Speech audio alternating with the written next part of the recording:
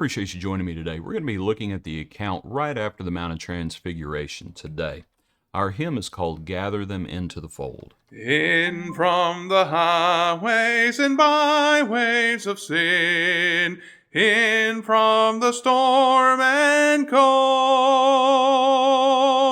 gather the lambs that are going astray into the shepherd's fold. Gather them in from the byways of sin, in from the storm and cold. Gather the lambs that are going astray into the shepherd's fold. Appreciate it, Lee. Verse 2, bring them to Jesus from palace and cot, waifs from the lane and street. He will receive them as he did of old, guiding their wayward feet. Gather them in, jewels bright for his crown, gather them in today. Gather the rich and the poor just the same, show them the narrow way. Gather them in from the byways of sin, and from the storm and cold, gather the lambs that are going astray into the shepherd's fold. That, using the word byways there, reminds me of the parable of the supper, when he says, go out into the highways and the byways and compel them to come in. We're not looking at that account today. We are looking at the account that is found in Mark chapter 9. In Mark 9 at verse 14, this is right after the Mount of Transfiguration, and it reads, and when he came to the disciples, he saw a great multitude around them, and the scribes disputing with them.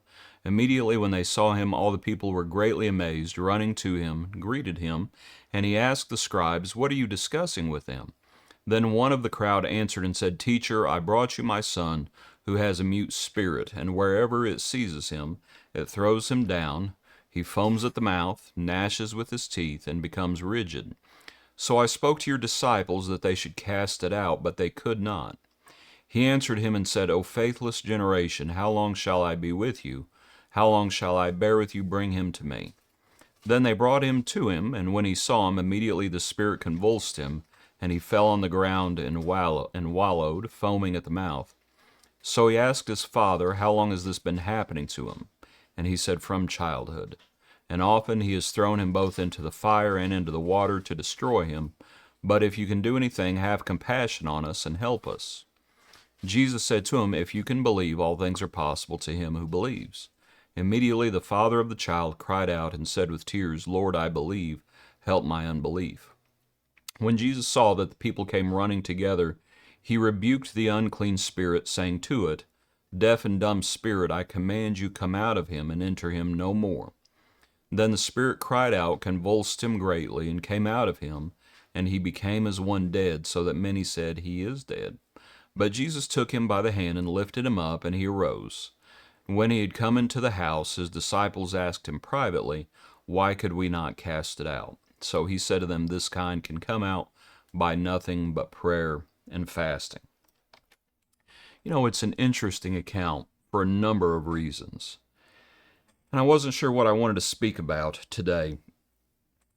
But one thing that's interesting is about the demons that you can show from this account. There are different kinds of demons, different strengths of demons. But something else about the demons here, and this is a tangent, something else about the demons, you know, in the account of Legion, when the demons say, you know, you have the account of Legion, let us go into the pigs. And usually when people talk about it, it's the idea, you know, the pigs didn't even want the demons in them, and the pigs ran down. And I'm not sure we can say that's absolutely true. And the reason I say that is because this demon in this boy frequently threw him into the fire and into the water. This demon was trying to kill him. Now, where would the demon have gone at that point?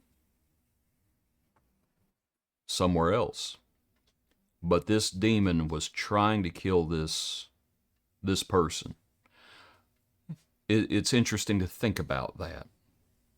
that sometimes the demons, while they engage in self-destructive behavior, cutting themselves, again, Legion, he cut himself and in the tombs and things like that.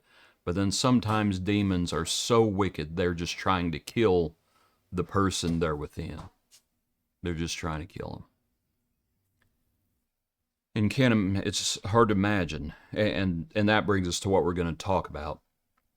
Now that we've talked about other stuff, I wanted you to think about how the Lord had helped all these parties here. Obviously, the Lord helped the son. He healed him.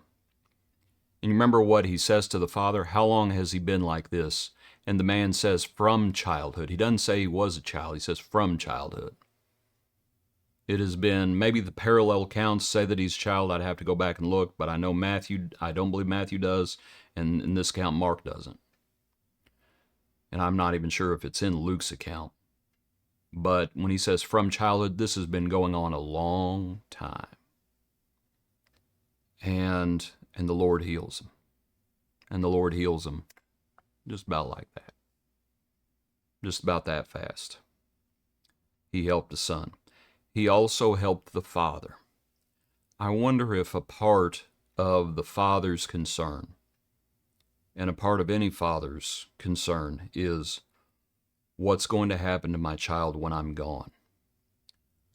Who do you think it was that would have to fetch this? Who do you think it was who had to fetch his son out of the fire? Who do you think, how many times had he had to fetch his son out of the water? Out of the river, out of the sea, whatever it is. How many times had he had to bring his son out as he was convulsing and trying to kill himself? How many times had the father done that? And so I wonder if a part of the father's concern is what's going to happen to him when I'm gone. There's not going to be anyone to fetch him out of the fire. There's not going to be anyone to fetch him out of the water. He's at his wit's end. This has been going on for so long. And so the Lord helps the son, and the Lord helps the father. And the Lord helps, by the way, the father in other ways as well that we could mention. Lord, I believe, help my unbelief. The Lord also helped the disciples, because the disciples, this is what they couldn't cast it out.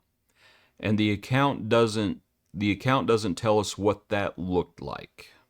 It doesn't give us any description of what was happening other than they could not cast it out, and that was causing the scribes to argue. The scribes were saying, oh, you're trying to cast these demons out in the name of Jesus? You can't do it. Obviously, that says something bad about Jesus. And so the Lord helped the disciples. The Lord helped the disciples understand what discipleship means. This kind come out by prayer and fasting. And so when he says, O faithless generation, how long shall I bear with you?